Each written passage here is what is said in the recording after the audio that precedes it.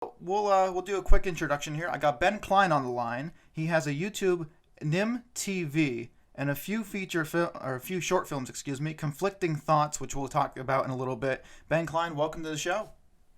Hello, hello. So, How's it going? pretty good, pretty good. So, and just to introduce about how we know each other, we worked on a mile apart together on my short film, and we also took a few classes at Bloomsburg University together. So, good times, good hmm times. Um, hmm and one particular theater class. Ben, would you say you're more into cinema, or do you like the theater approach better?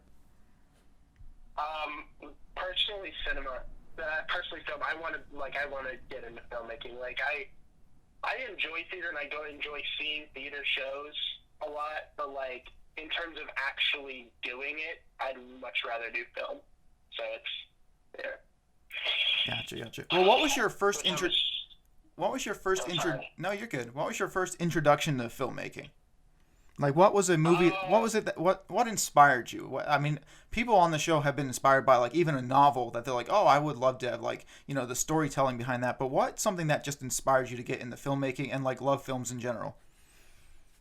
so I ever since I was young, I always would create stories and characters and stuff. So I was homeschooled. Okay, so I had a lot of free time as a kid.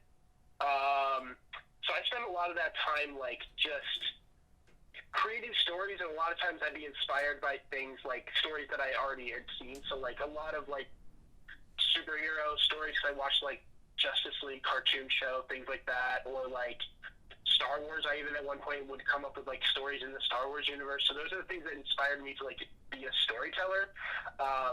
Even Legos helped me a lot. So I would play with Legos and create characters and make them do stories and stuff like that with the characters. And I would do things like that. So a lot of those kinds of things inspired me. What made me fully decide filmmaking was a little bit later, because initially I wanted to write books, right? Because the idea was I would come up with these stories and I would think of them in terms of a movie, what they would look like as a movie or whatever. But I couldn't make a movie. I was too young to make it. I can't just make a movie, you know. That's a lot of hard work. There's a lot. You need more people involved and all that. I was like, but I can write a book myself. So I tried actually writing some books when I was younger. None of them turned out any good. One, I actually finished the first draft of it, and it's not as good. And other ones, I only wrote a few first chapters or whatever. But then later on, I kind of decided, I was like, some of these I do kind of want to make movies out of these stories. And then I started I don't know, started slowly researching filmmaking a little bit, watching YouTube videos on it and stuff, and just kind of learning more about it really. And then I really got interested in storytelling. I mean, I already was, and learning a lot more about story structure and stuff, and then how to actually implement that through actual filmmaking. And then that's around when I was, I want to say, when I was a senior, maybe senior in high school, either junior or senior. Is when I 100% decided that that's what I wanted to aim for. So yeah, then I decided to go to Bloomsburg just because it was close by and everything. And I was like, okay, what major at Bloomsburg University most falls in line with filmmaking? And I saw the mass communication, and I was like, okay, that does. So I decided to go with that, and that's pretty much it. Gotcha. Well, Star Wars has been a common theme on this channel. A lot of people that I've talked to has found their first filmmaking love with Star Wars and their storytelling experience. Is there any? Now, I know you talked about Legos. Is there any stories that you came up with as a kid that still stick in your head? There are a few. I mean, I would say the main one, kind of. I mean, if I ever actually did any of these stories, I'd have to change them a lot from what they were, because the story structure and the plot and everything are very flawed. Because I came up with a lot of these ideas when I was probably like 12, 13. So like, actually, I even did come up with some ideas when I was like 7, but like 7, 8. But like those ideas are completely gone. I don't even remember a lot of those. But like when I was around 12, 13, that's when I came up with a lot of them. There's a few that I still kind of want to maybe make something on eventually, but I don't know. It's kind of a... What I was always told was, and this was going back to Du Bois Business College, I was always told to write your ideas down. Even if you got like the smallest of an idea, stop what you're doing. Always carry like either, well, we have cell phones nowadays, but like pens and pencils or like something to jot your ideas down. But I can recall there's still dreams that I've had when I was growing up as a kid that I still vividly remember. And of course, the other dreams you just like forget about, and they're like, oh man, they could have been something gold, something that was really breaking the box office type stuff. But there are things, and the reason I ask that is because there's things that I personally have still written down that I was like, man, I want to do this one day. So I mean, things stick with you. That's for sure. Real quick, favorite Star Wars character?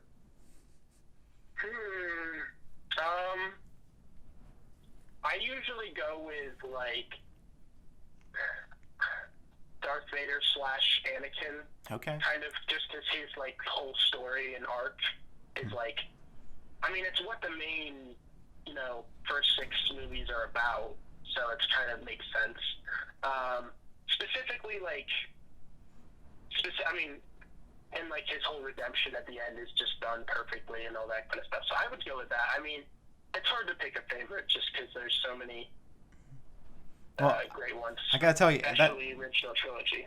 That's a great choice. I think Anakin / Darth Vader. I think that whole plot line is probably one of the best in cinematic history. I'm gonna go with an underrated character. I'm gonna say Kit Fisto. You remember Kit Fisto with the tentacles as hair and stuff like that?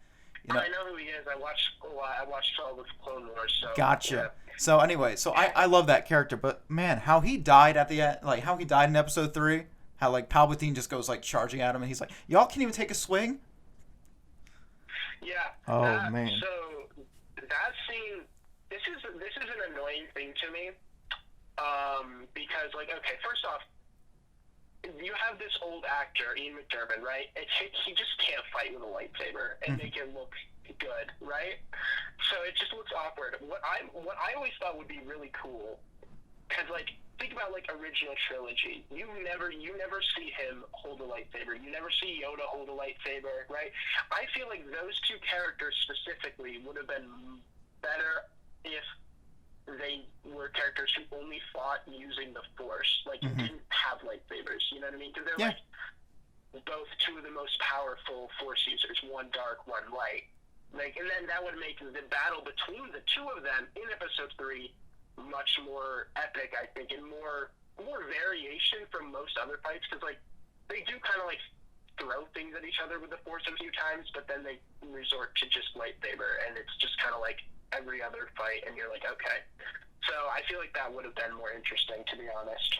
I never thought about that. You bring up a good point, and I think that's a brilliant idea, and I think, I think if somebody would have said that on set, maybe it would have made more sense. But George is the overall overseer and does what he wants to do.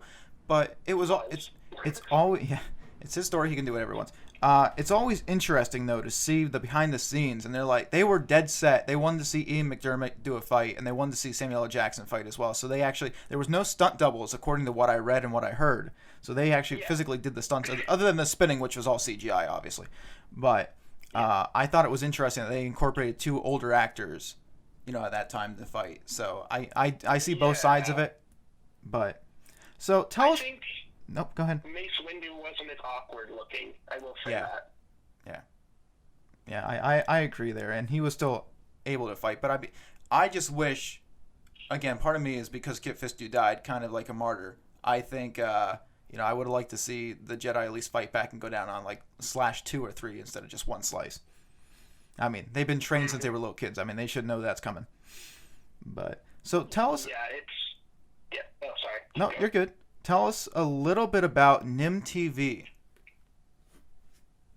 So, NimTV is a YouTube channel. I've actually technically had the channel for almost 4 years now.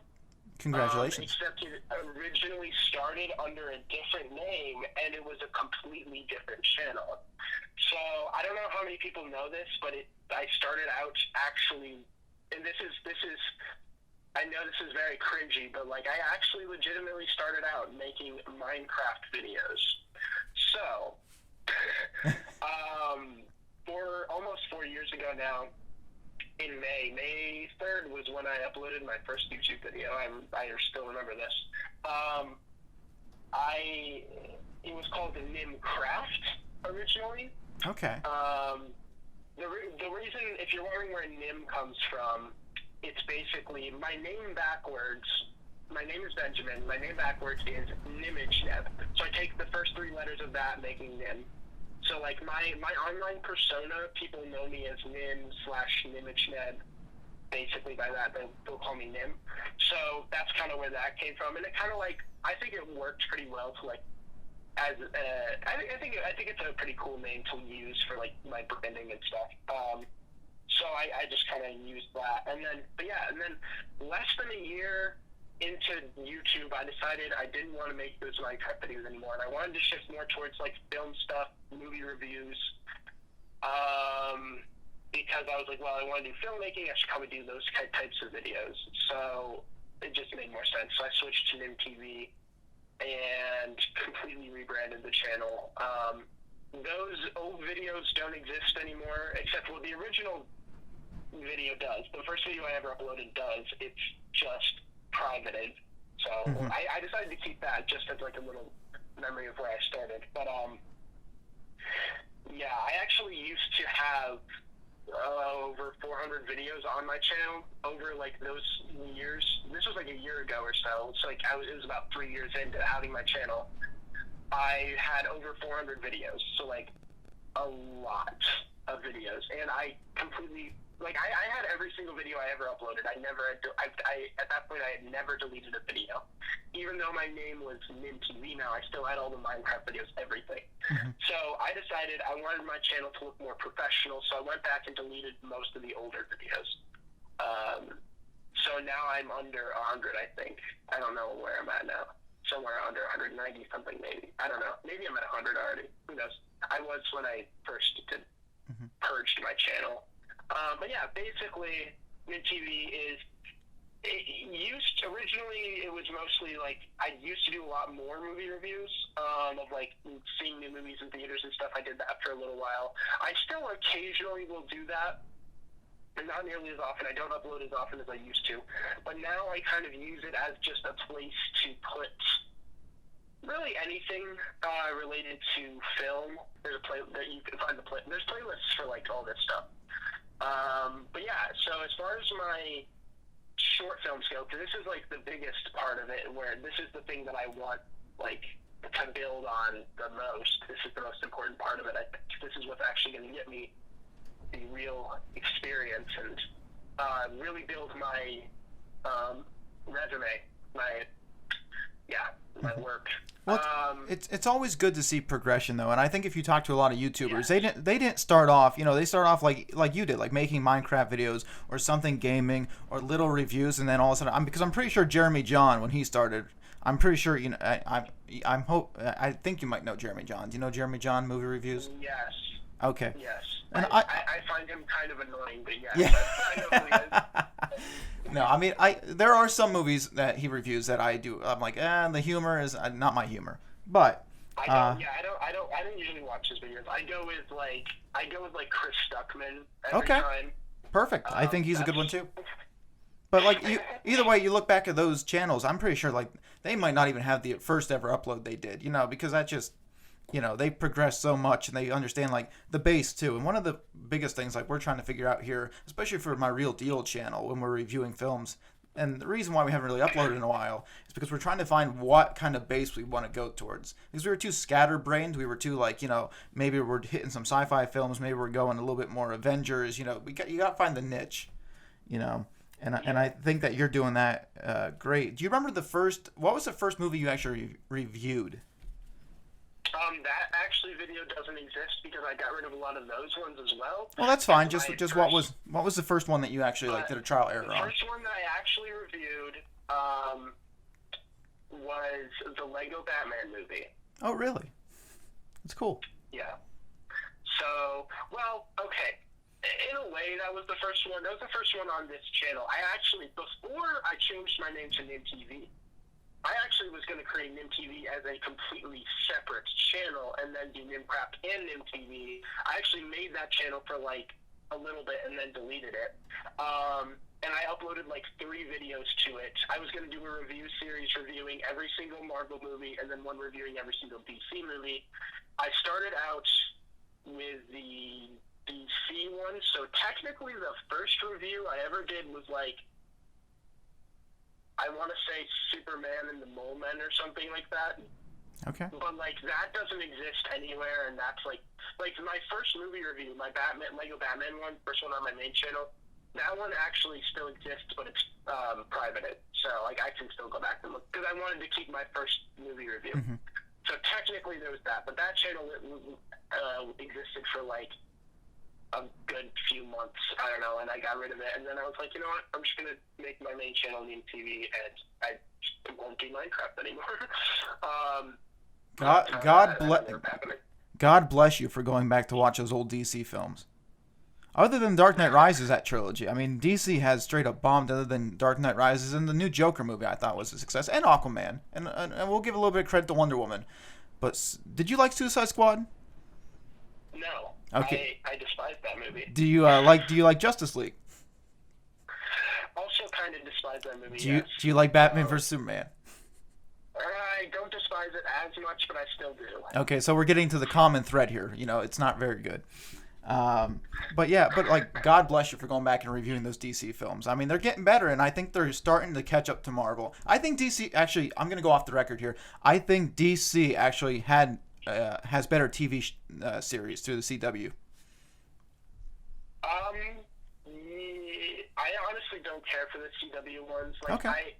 I liked the first 2 seasons of Arrow, and I kind of liked the first season of Flash, but everything past that I've not liked. Okay. Just kind of. Oh, that is a common, especially with Arrow. I give it till season 3 where it just kind of drops off for me. But season 3 is not as bad, but that's where it starts to go down. Like season 4 is where it's like, no. Mm-hmm. Yeah, the last season, I've been keeping up with the Flash pretty well, and I like that. But the last season kind of gets a little bit iffy, you know. So like, Flash is weird to me because I feel like they just, as the villain every time is always like never that original. Like they're always like, I feel like every season the villain is some sort of like speedster, right? But like each one is less interesting than the one before it. Because like season 1, you had Harrison Wells as like the main villain, and he was actually a really good villain. Yep. And he was really interesting, like, because he was there the whole time, and he's like, you build a connection between the hero and the villain too, because like they think he's pretending to be like for this, but he really has these other motives, and like, and so it builds him up as a really good villain. But I think the main villains of each season just got worse and worse. Yeah, and I think what they try to do with the Flash a little bit, I don't think they create the strongest villains, but I think they try to do the cool techniques of how to get there, like using the time, like Speed Force and all that. So I do give them a little bit of credit of how they accomplish the plot, but not very, the villains or the overarching theme. So I will. Yeah, I would say that. Yeah. I will definitely agree with you on that. But like, is there any Marvel, like, because I never got into like the Jessica Jones of the world and stuff like that. Like, I can't get past like season 1 with most of those. I don't really care. So like, I kind of liked the first season of Agents of S.H.I.E.L.D., kinda, and then season 2 really lost me. I didn't watch.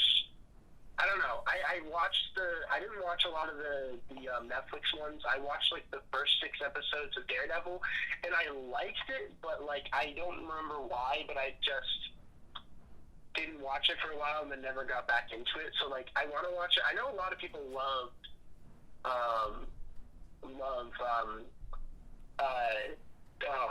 why can't I think of it? The Punisher. A lot of people love The Punisher, I know. So, but other than that, I don't know. I mean, they're doing new, like, Disney Plus is doing some Marvel shows at some point. Mm-hmm. So we'll see how those are. Which has been delayed because, everything going on in the world right now. Everything's delayed right now, yeah. Heck, there's films that bailed till like next year even, which is pretty fascinating. But So, conflicting thoughts. Am I right by saying it's your first short film on your channel? No. Okay. What is your first short film on the channel? And then we'll get back to I conflicting thoughts. I can go through everything. I can go through all my stuff if you want. Okay, go ahead. Like starting from the beginning. So I actually have a playlist on my YouTube channel called NimTV Originals. That's what it's called.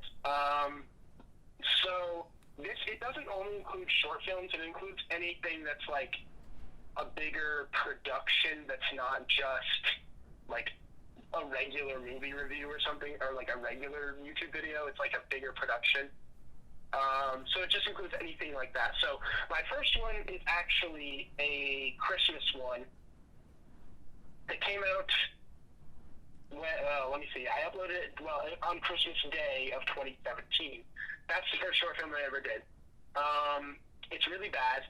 I like the idea of it, kind of. It works. Like, the idea works as a short film. It's like, but like, it's just, like, if you look at it, it's just filmed really badly. I mean, it's all filmed on my iPhone. That's not the issue. Like, you can't, you don't judge based on camera quality. You judge based on, like, overall filming quality.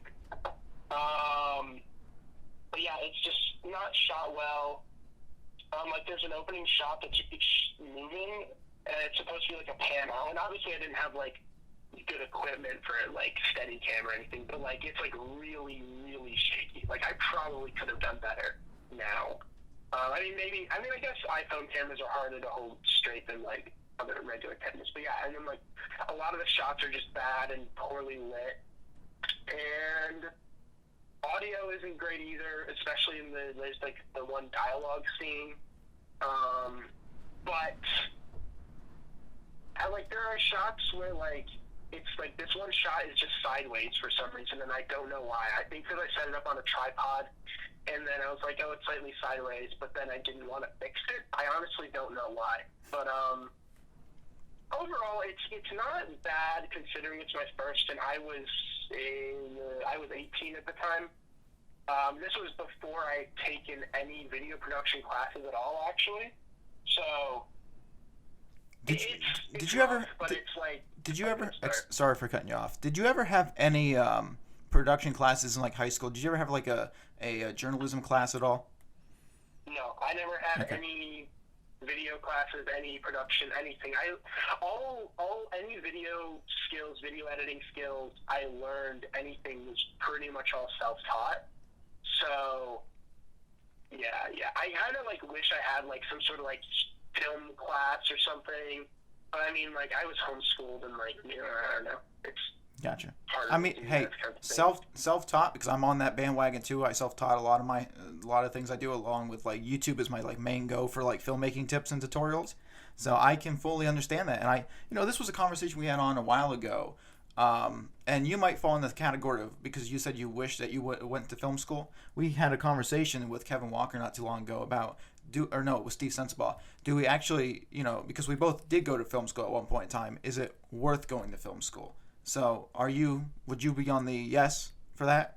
I don't, it depends, because like, I feel like it's not as worth it as it used to be. Like, I think nowadays it's so much easier to learn on your own, and plus, like, I feel like if you're trying to get like a job in filmmaking, I don't know if they really look at that much at like if you went to film school or not. I think they care more about what your portfolio is and like what you've done. I can completely agree with that. Yes. So I think it's not necessary, but like if you can afford it and you have like, you know what I mean? Like, if it's something that you can do and you feel like would be, like, because it can probably help you in terms of, like, I'm assuming, you do projects in there, and you probably, while you're at film school, probably have a lot of equipment you can use while you're doing projects. So there's probably a lot of things you can get value out of, but, like, for the cost and for the fact that, like, I can't really afford it, it's not really worth it for me right now. Like, I've had video production classes. Now, the video production classes at Bloomsburg aren't that in-depth, realistically. They're kind of like, probably not as much as like a film class or film school would be. So, I don't know. I think it depends on the person, I guess. Mm-hmm. I mean, it's just always interesting to hear different people's takes, because I know, because me and Steve did go to a little bit of film school down at Du Bois Business College. That's why it's interesting to get your take, since you didn't, but you're learning this through Bloomsburg University for the first time, and like, self-teaching yourself. So it's always interesting. So what was something that you learned from your first Christmas short film then? What was like something that like, what was the first thing that like popped in your head, like, man, I got to fix this for the next project, or just anything like that? There was definitely multiple things. The very first thing was preparation. Like, the first day I went to film something. We filmed some like shots outdoors, but like we went out like in town, the town I live in.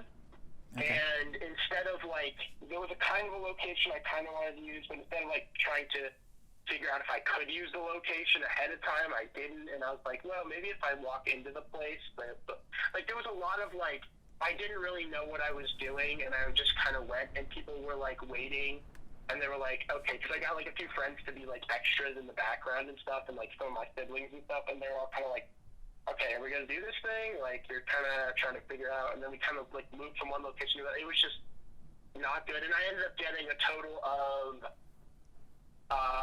3 shots that day. Like, that's all I ended up needing. I mean, it probably could have been better if I had like a multitude of more shots to like make it better, but like that's all I really needed for that part technically. But like it took a while, and it was just a lot of like, it could have gone more smoothly. So it was more of like, be prepared and like plan it out first. That's probably one of the first things. Also, just after I finished, and like looking at it, just learning the importance of like just shot composition and lighting. Really, I mean, the editing wasn't that bad. The editing was fine. It wasn't horrible, but it wasn't also great. It was good enough. But like shot composition, how to properly frame a shot, and how to like do lighting and stuff, like, or at least you get the best lighting you can. Obviously, sometimes if it's low budget, you can't always get great, but like I didn't try hard enough to do these things. Just like things like that, because some of the comments I got, I think there were some comments about that. Like there was one guy who commented like a whole big thing where he went over his whole big review of the whole thing, and it was actually really nice and helpful and constructive. Mm-hmm. So yeah, that's one thing that's one thing in the filmmaking world is you got to be very open and accepting criticism, because there's a lot of people out there that don't accept criticism, and you don't see too many of their films succeed or like reach. Because I believe that criticism, and I always said this, and this is just me in general, judgment builds character. I've always said that. Some people don't like to agree with me on that, but no, I mean, criticizing and being able to accept it. Whether now, I always say this: there's people that criticize your film to criticize, and there's people that criticize to help you get better. You kind of have to decipher, depict yourself and like be like, okay, are they meaning it to be hateful? Or are they meaning it to actually help you? Are they right? Are they wrong? That's a lot of different things that you gotta ask. That's why I always say screening, and this is what I try to do before it goes on the channel, mostly my Shield of Hope channel, is try to get a test audience. Sit down with your closest friends, family, actors, whatever you have, and simply say, hey, tell me what you honestly think about this film. I'm like, listen, it's not going to hurt our friendship. It's not going to do anything. But be honest with me. What do you think? And I think that's the best way to go about.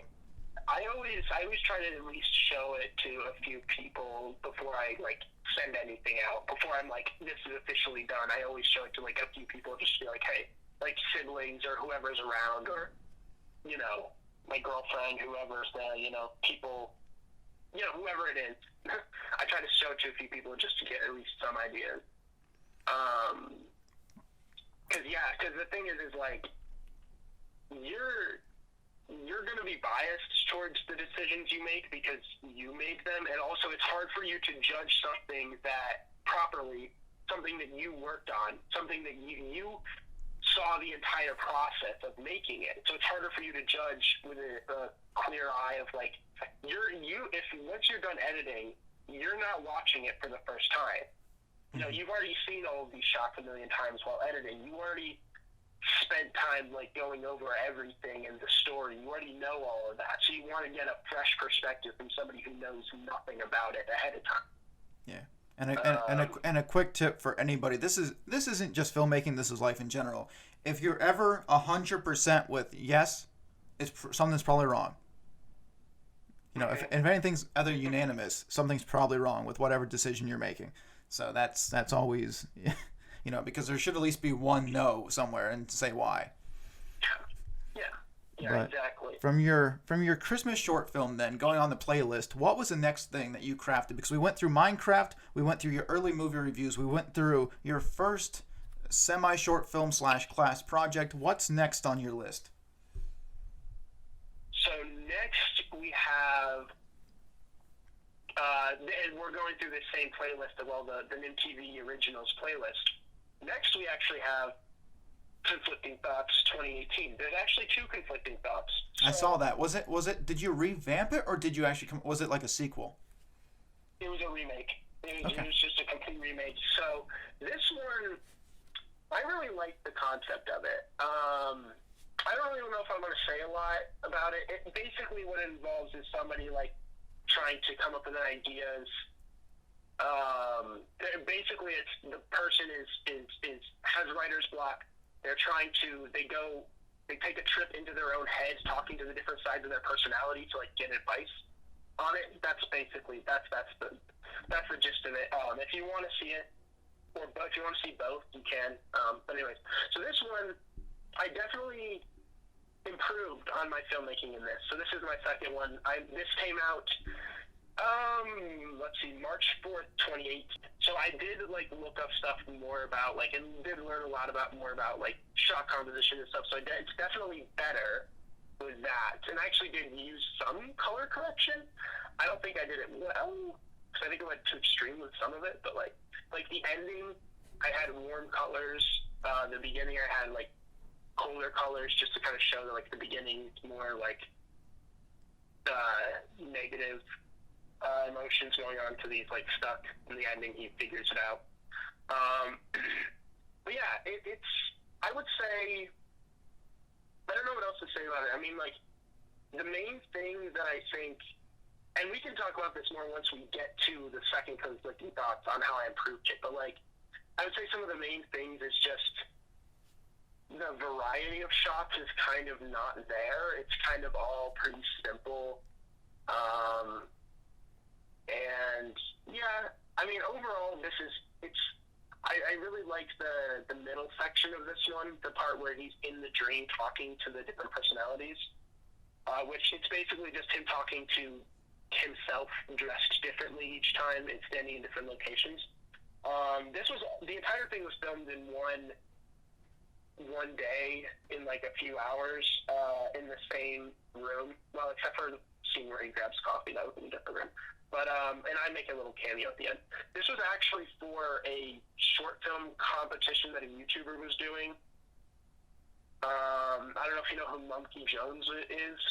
I'm not familiar with that. Or was, because his channel got deleted or something. I don't know. There was a whole thing where YouTube took down his channel, and I don't know if he was able to get it back. I think that was a whole thing. But anyways, before that all happened, he was doing a short film competition. I wanted to try to join it. I ended up, he had 2 videos, so he did like compilation videos of it. So there were 10 that he chose as the finalists, and he compiled them all into one video. My video didn't make that, but my video made a separate video he made that was the runners-up, like the ones that were like pretty good but not quite good enough to make the top 10. So it at least made something. But I don't know. Like the thing I would say is the biggest issue to probably the ending. The ending is really anticlimactic. Like he wakes up from the dream. It's all one shot. I come in, wake him up, and I'm like, hey. What are you writing? And then like he's like, hey, have you written anything? Oh no, I haven't yet. And then he's like, oh, I have an idea. And then like for what I want to write. And then like it ends, and it's like one shot, and it's kind of boring. So that was immensely improved in the new one too. But anyways, I don't know if there's a lot more I want to say about that. I mean, you can watch it and judge it for yourselves if you want.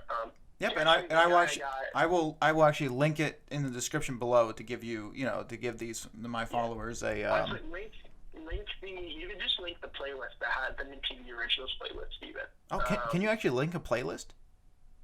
Yeah, you can link a playlist. Yeah. Okay, I'll have to look into that because I don't know where that share button was, but all right, I'll do that.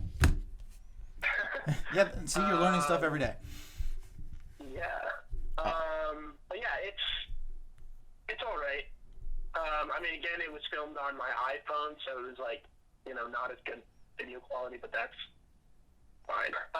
So next, there is this one. This was a class project actually for my video production final project.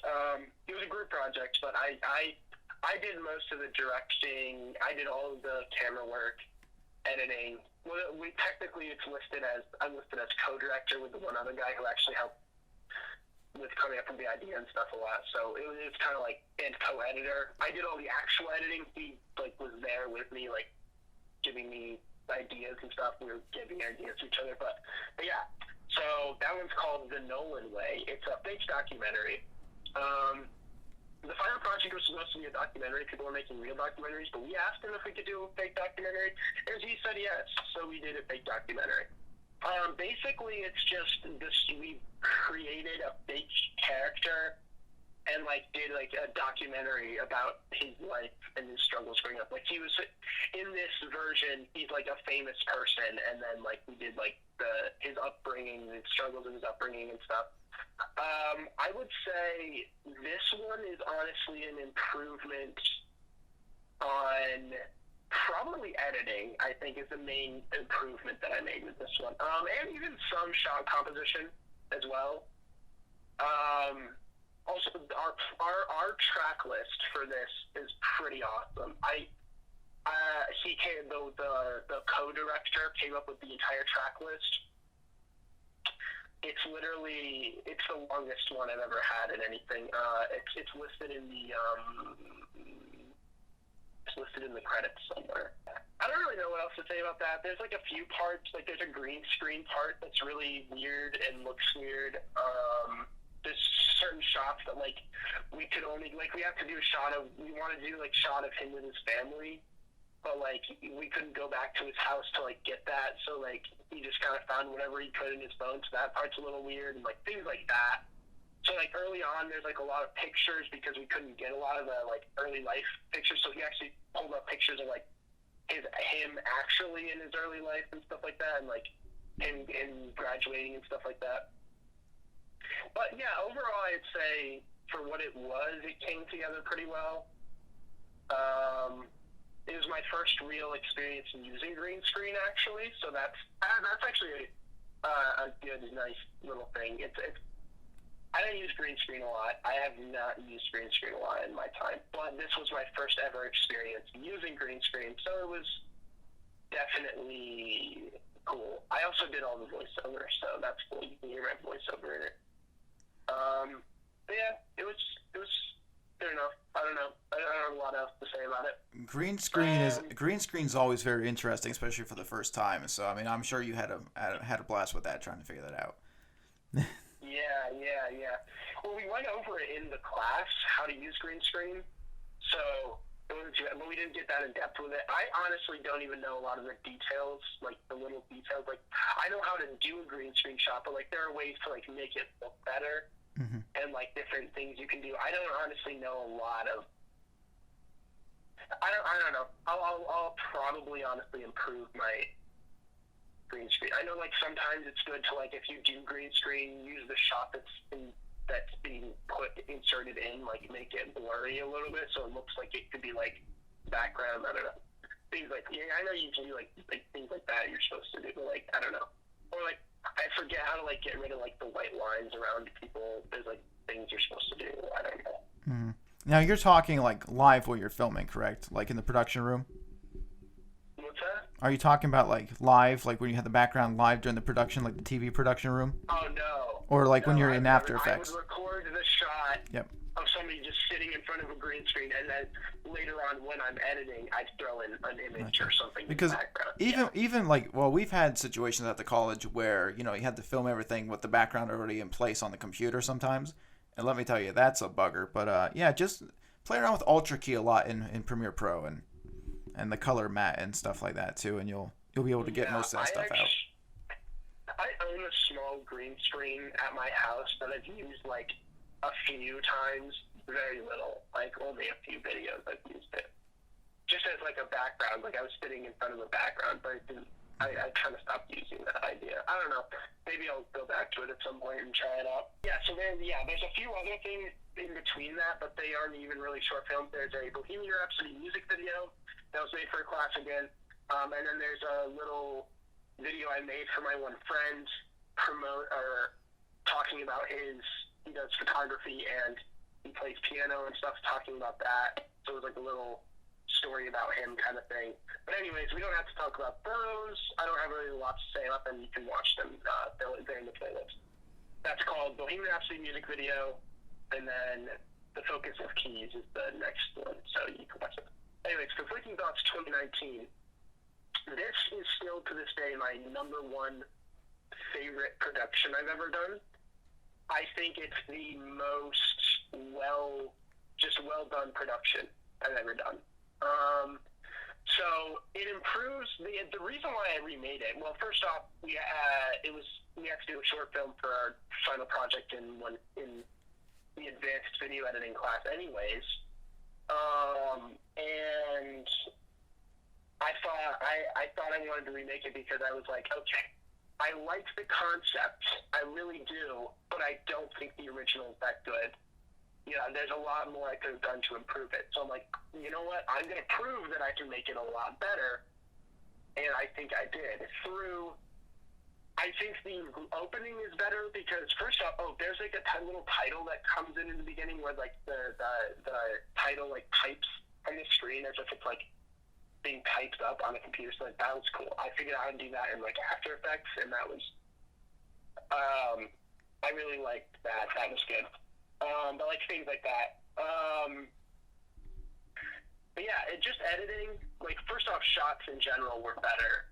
And editing was like, cause like the opening is, I think, one of the most well edited sequences I've ever done. It took all the shots that I did. It does a good job of cutting the close-ups when it needs to, cutting back when it doesn't need to, like showing all the details that it needs to.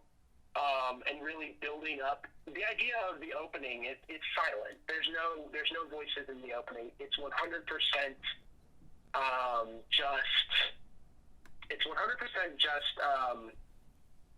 shots, and then the music, and then whatever sound effects for like the typing of the keyboard and stuff. So it's essentially just a person sitting there with writer's block, not able to write the screenplay that they're trying to write, and then they get up.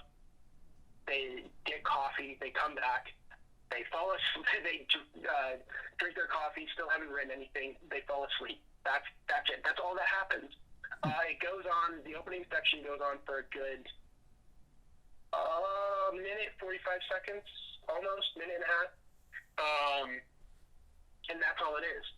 But there's a lot of like just little things, like little details cutting to close up of the hands hovering over the keyboard, cutting to the screen showing that there's nothing there, cutting to the clock showing that there's, time's running out, and like her looking at, actually it changed the gender of the main character as well in this one too, which is kind of cool. I mean, it doesn't really matter.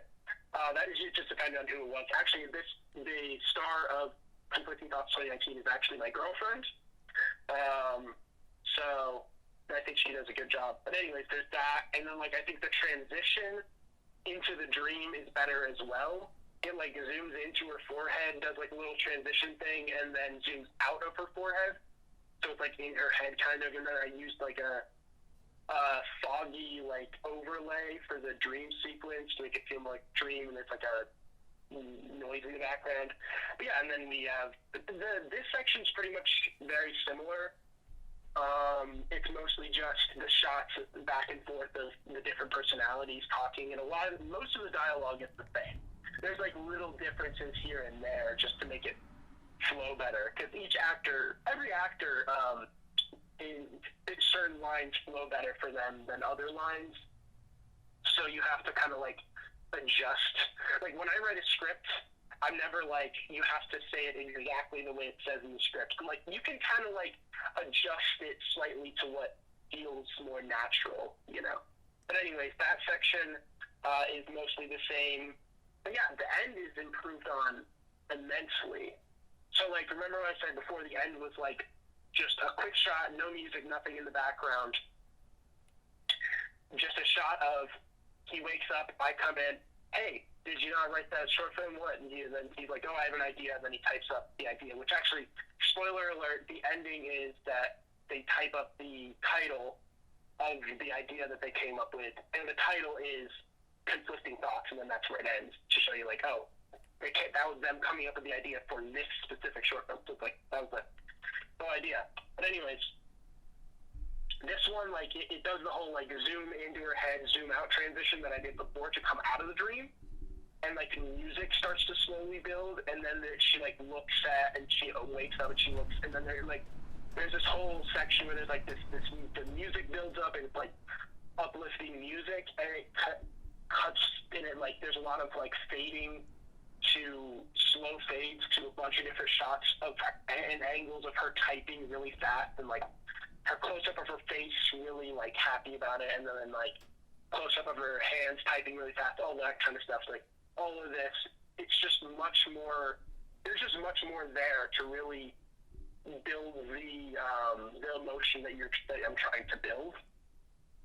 And then it ends with her printing it out, printing out the thing, and then, like, it zooms in on, I like the final shot where you start far away from the script, and then it slowly zooms in on the title of the script, and then you're like, oh, and then, yeah. But anyways, it, like, this is still probably my most well-edited thing I've ever done. I would say in terms of film and short film, I don't know. And also I actually did a pretty good job with the color correction, I think. I did kind of a similar thing to what I did with the original, where I made the opening part more cold looking with the colors. Because, like, to show, like, the negative feelings, negative emotions of it, then the ending is, like, more warm colors as she's, like, typing it up. She's, like, inspired to write this. It's always fascinating how and I always like listening to how people, like, why they do certain shots for certain reasons or certain effects. So I'm loving your explanations, by the way. Yeah. I could do, like, a full breakdown of the whole thing. I won't, because that would take forever, but, like, I could, like, go into each shot and be like, this is why I put this shot here. I have very, very specific reasons, especially for the opening. I think the opening, the comments I got back from the professor were very positive. He gave it a 98, which he usually grades them pretty hard. So, and I 90 was the highest grade I ever got in that class, and I think it may have been the highest out of anybody. But when the comment he made was, he said, the opening is perfect at depicting what it's like to have writer's block, which was the main point, was I wanted you to watch it and feel the writer's block that this person has. Because that's obviously the main point of it. And it does, without any dialogue, anything like that, and you just see it, and you hear the music, and then, like, that's it. And there's this constant clock ticking in the background, sound effect, which kind of adds to the idea of, like, she's running out of time, because there's, like, she's supposed to get this short film script done by a certain time or something like that. There's, like, that. And you actually figure that out because she has a little, like, post-it note saying, like, get a screenplay out by this time, and, like, there's a shot that cuts to that while she's sitting there, so, like, that, it gives you that information visually, and then it also gives you what time it is visually, because there's a shot where she looks up at a clock, and then it cuts to the clock, and you see what time it is. It's like, I tried to do everything visually in the opening. the only audio is like sound effects of like typing and stuff, and music, and the sound of the clock ticking. Now, So, I have one final question to ask you before you leave the program today. What is the future of your channel? Or do you have any upcoming projects that you are currently working on? So I mean, there's a small project I'm working on, like for the class that I'm in now, video production class I'm in now. We have to do video productions from home now, so due to recent events, we all know what I'm talking about. That was going to be a 90-second. Well, it's a 90-second little thing. It's just talking about how to deal with being in a relationship and being apart from that person during this. Like, if you're like separated from them, so that's the way it is with me and my girlfriend. So I decided to make a video on that. It has to be like a 90-second video about how you're dealing with the whole situation. She changed the project to that. So I decided to do that. So that'll be coming soon. I'm pretty soon doing a 200 subscribers special because I just hit 200 subscribers yesterday. Very nice. Congratulations. Or was it the day before yesterday? Honestly, no, it was the day before. Wait, I don't even remember. Oh yeah, the day before yesterday, Tuesday. So it's at 203 right now, actually. But anyways, so that, which is basically just I'm getting a bunch of people that I know to like send me congratulations videos, and I'm saying congratulations, or maybe adding a little bit more than just that. And then I'm going to compile them all together into one video. I mean, you can send one if you want. Yeah, I can do that for you. Yeah, and then compiling them all into one video. I might add a little section of me talking about hitting 200. I almost said 300. Not yet. But there's also another thing, a big project I want to work on that I've been wanting to do for probably a good year and a half now, but haven't, which is a horror movie. But that will be at least, I want to make sure it's at least half an hour long. I want it to be the longest production I've done. So half an hour to 45 minutes is kind of the range I'm going for. I have a concept. I don't know if I really want to say what it is. What the concept is, I need to write a script. The idea is that it would be uploaded on Halloween Day. So if I'm able to do it before then, if not, then I'll hold it off for another year. Who knows? Well, tell you what, you don't gotta say the plot, but when it's getting time to be in production, you come back on the channel and we'll discuss it then. Maybe I can get some spoilers out of you. Yeah, I'll probably eventually have a trailer. I haven't done trailers for my other ones, but because they're all like really short, so I'm just like, I don't need a trailer. But this is one where I feel like it would deserve a trailer.